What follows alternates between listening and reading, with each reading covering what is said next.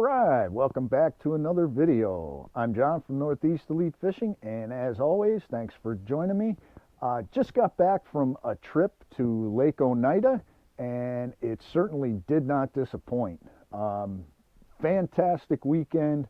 Have a ton of video to show you guys. I just haven't gotten a chance to get through and edit it all. So this will probably be the first of two, maybe three videos that we're going to show from that trip at Oneida. But before I turn you guys over the first video, I wanted to come out and I want to answer a few questions that I got, and also give you guys a little blade bait and swim bait 101. Have had a lot of questions on how different, how I hook things up as far as the blade bait goes, what I use for leader, and do we put a swivel on and so forth. So let's get right to it. First thing is the setup that I use. So this is my Trika 3 7-foot rod. Use this all the time for my blades. Has great feel. Nothing special as far as line goes. I have 20-pound braid and about maybe 10 feet of 10-pound Seeger leader, fluorocarbon leader. As far as a swivel is concerned, I never would put a swivel on a blade. This is an I-1 blade. You guys know I use these all the time, so this is the one that I'm going to use for my example. They come with a snap, and basically I tie it directly to that snap. So 10-pound leader tied directly to the blade bait, and you should be good to go. Now, a few other things that I've been asked, what are the different holes for on the top of the blade bait? So there's 3 holes. I'm trying to get as close as I can to show you guys right there. So really quickly, the holes determine how much vibration comes off of the blade bait. So when you're in the frontmost hole, the one closest to the head of the blade bait, it gives you the least amount of vibration. So this thing is going to wiggle less in that setting. Center, of course, will be a little bit more, and then the back will give you the most vibration. For me, and this is basically, my rule of thumb, I'm going to run that guy in the middle. The only time that I may change to the other holes is if the water's super cloudy. If it's cloudy, if the water itself is cloudy, I'm going to move that back to the back to get the most vibration and reflection off that as I possibly can. Other than that, I'm generally going to keep it in the middle, and the main reason that I find to keep it in the middle is you don't get flipped like that. And you guys will hear me talk about that often. Hey, I got flipped, I have to reel it in and check it. If you guys cast this thing out right before it goes and settles on the bottom, what you want to do is you want to set it. So basically just give it a little tip back, and you'll feel that little bit of vibration. Then you know that you're ready to go, and then you're going to work yourself down, back up at whatever cadence that you want. One of the things that I have been playing around with that I found that seems to help just a little bit is this guy right here. So I went ahead and changed the back hook on the blade bait and added a short shank bladed hybrid hook, and so far I have not had any issue with it interfering with the vibration of the blade bait. Now, I've only run this maybe a half a dozen times, so I'm not 100% sold on it, but the one thing that I have found is that it is helping reduce the amount of times that I get that little bit of problem with the line getting caught on that back hook. So something for you guys to play with. I have the box right here, so They're a size 6 VCM bladed hybrid short shank treble hook.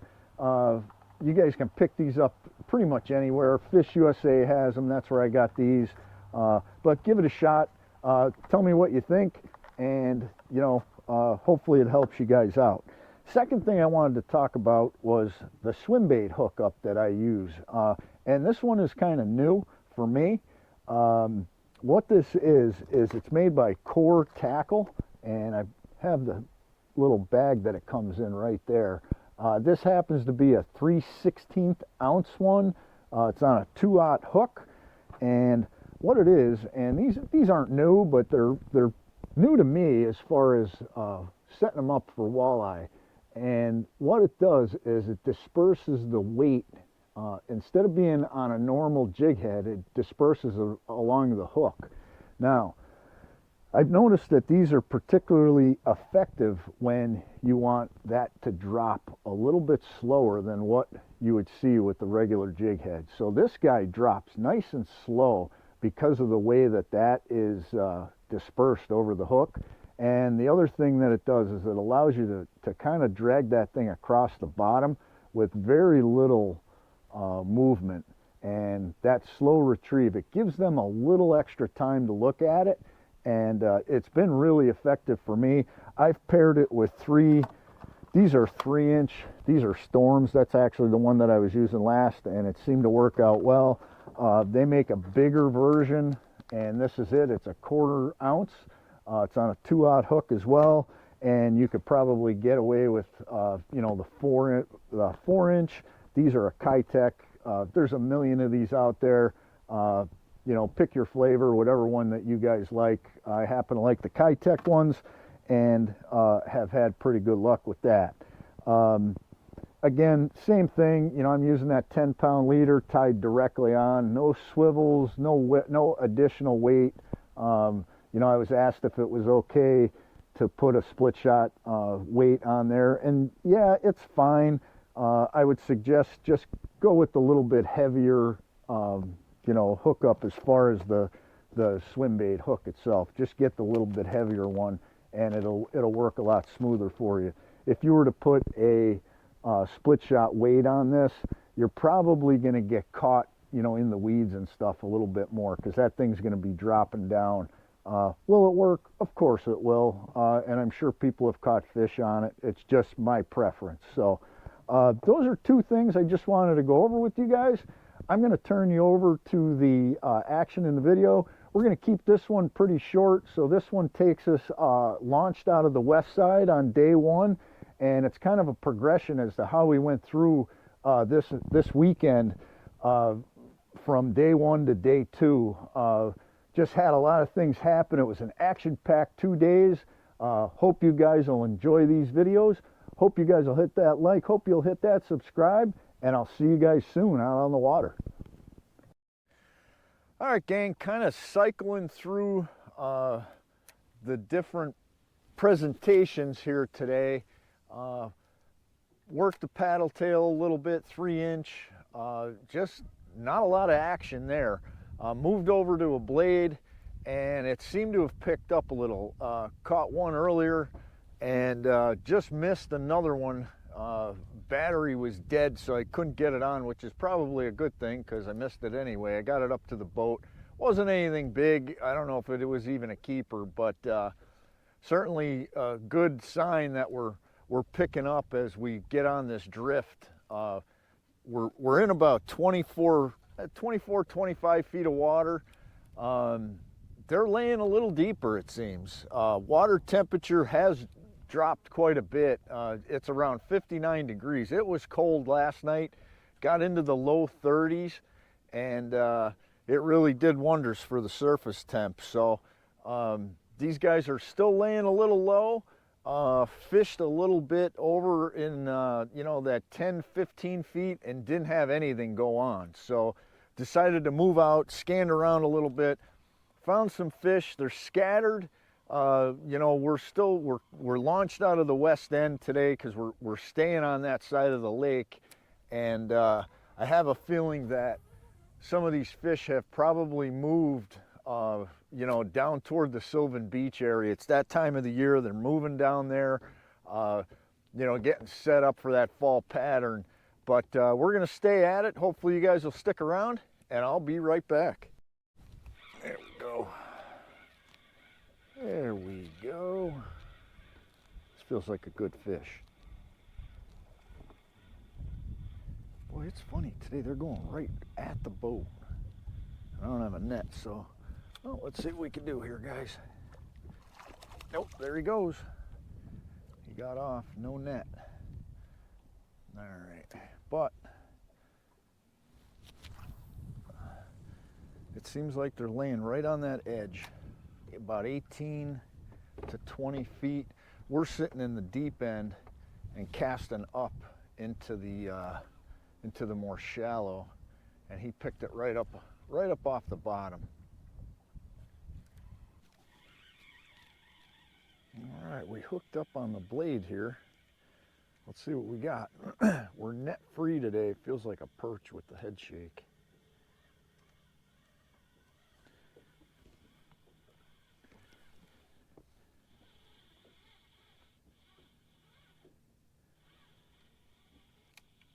Oh, that's an eye. It's an eye. It's a little guy. But that's a good sign that these guys are around and hitting blades. So we're deep. We're down 27, and he took it right off the bottom.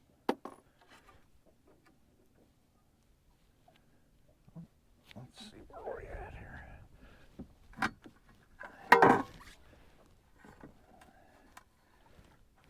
He's almost a keeper. He's about 14 and a half. Not bad. Small, thin guy, but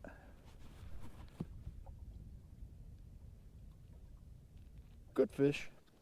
Let's get him back. All right. At least we're on the board.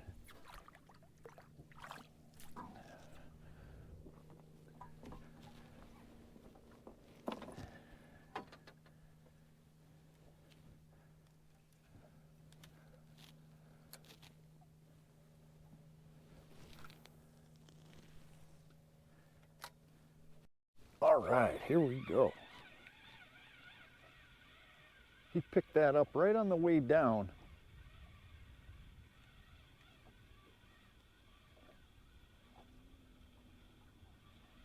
It was like a pretty heavy fish.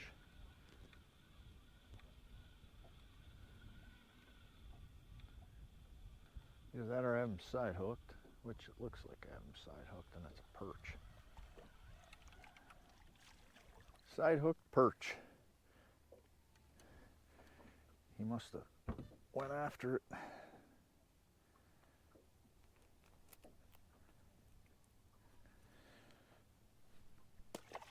He's back.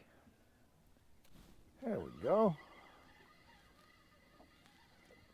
On the perch blade. And it's another perch. I think we're on a bed of perch. I'll tell you what though, some beautiful perch we're getting.